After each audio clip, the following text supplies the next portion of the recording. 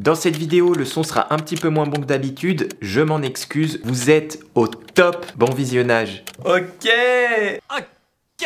Aujourd'hui, de super beaux projets, de belles découvertes également, un ventilo sans hélice et un joystick fait maison pour une expérience de jeu au top, un documentaire à ne surtout pas manquer, un soft d'optimisation pour un résultat d'impression parfait, une levée de fonds de 14 millions, ne manquez pas le top modèle et le projet des abonnés de la semaine, bref, plein de choses à découvrir cette semaine, installez-vous bien et on commence tout de suite, c'est parti.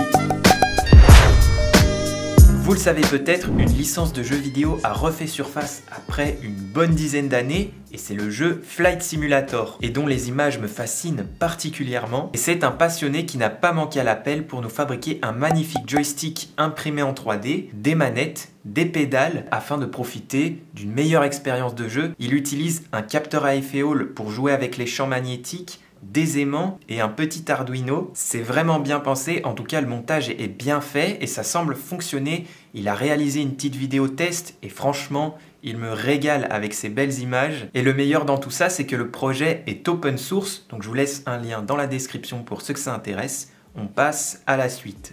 On continue avec un autre projet, et oui j'aime bien les projets, c'est la fin d'été mais cette réalisation, vous allez voir, vaut le coup d'œil. C'est un ventilateur sans hélice, est plutôt bien conçu. Alors comment ça marche? En gros, il utilise un moteur brushless et un ESC pour contrôler la vitesse du moteur. Il utilise également un potentiomètre pour régler le flux d'air avec un Atini 85 qui contrôle le tout. Donc certainement pour l'encombrement, j'imagine. C'est un microcontrôleur qui se programme d'ailleurs très bien comme l'Arduino. Sur sa vidéo, le résultat semble excellent, on a un bon flux d'air qui semble assez bruyant, donc à tester. Je trouve que c'est un objet assez design et intriguant à réaliser. Ce qui est génial, c'est que c'est un projet également open source, donc n'hésitez pas à checker la description. On passe à la suite.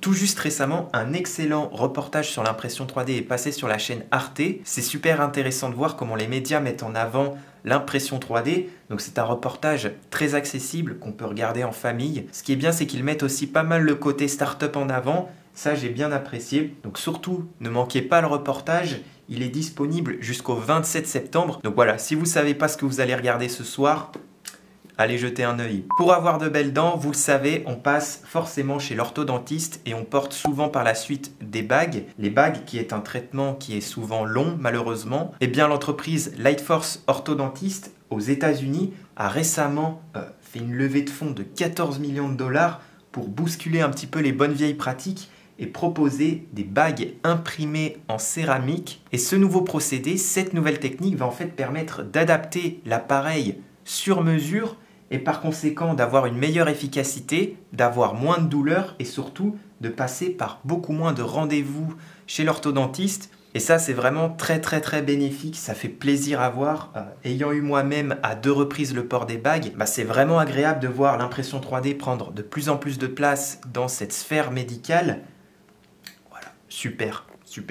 Allez, on passe à la dernière news du jour, qui est plus ou moins une découverte que je souhaite vous partager. Alors c'est vrai qu'aujourd'hui en 2020, quand on achète une imprimante 3D assez récente, on arrive à obtenir d'assez bons résultats d'impression sans dépenser trop de temps en bidouillant les réglages, etc.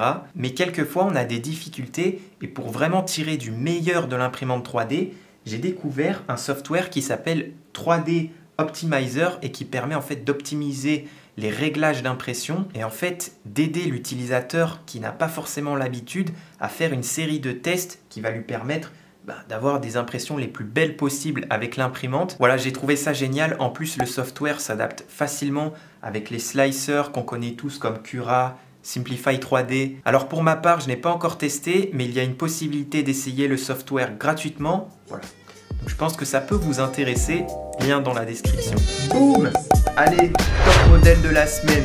Alors vous allez me dire, c'est pas nouveau, ça je sais, mais je suis sûr que peu d'entre vous l'ont imprimé. C'est un filtre à filament et c'est excellent pour éviter de se retrouver avec pas mal de poussière dans la buse. Donc si ça fait un petit moment que la bobine est restée sur l'étagère, n'hésite pas à faire un tour dans la description pour t'en procurer un. Il en existe plusieurs sortes et ça évite de boucher la buse à l'avenir. Donc en général, avec cette petite impression, on utilise un morceau d'éponge qu'on vient remplacer de temps en temps. Allez, comme toujours, on passe aux abonnés. Je suis très heureux de mettre en avant vos projets. Et cette semaine, c'est une très belle réalisation de Nolan, un magnifique boîtier style gamer pour son Raspberry Pi 3. J'ai trouvé ça excellent. Ce projet lui a permis d'utiliser ses compétences en impression 3D, électronique et aussi informatique. Donc il y a un vrai mécatronicien, Nolan. Un grand bravo à toi, en tout cas, ça a l'air super pratique pour l'emporter sur soi si besoin. Franchement, bravo. Je souhaite également féliciter Paul qui nous a fait un lecteur RFID pendant le confinement. Je trouve ça excellent. Le but,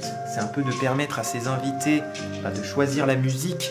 Donc pour les fans de vinyle, ça peut être un super projet à réaliser. Et en fait, Paul s'est inspiré d'un projet sur Indiegogo qui s'appelle Click. Il y a un lien du projet de Paul dans la description. Une très belle réalisation, Paul, bravo à toi. Et pour ceux qui souhaitent m'envoyer leur projet, c'est sur Instagram que ça se passe. Vous m'envoyez un message privé, il y a pas mal de chances que je vous réponde. Je vous remercie d'avoir regardé cet épisode d'Actu 3D. J'espère que comme moi, vous avez appris plein de choses.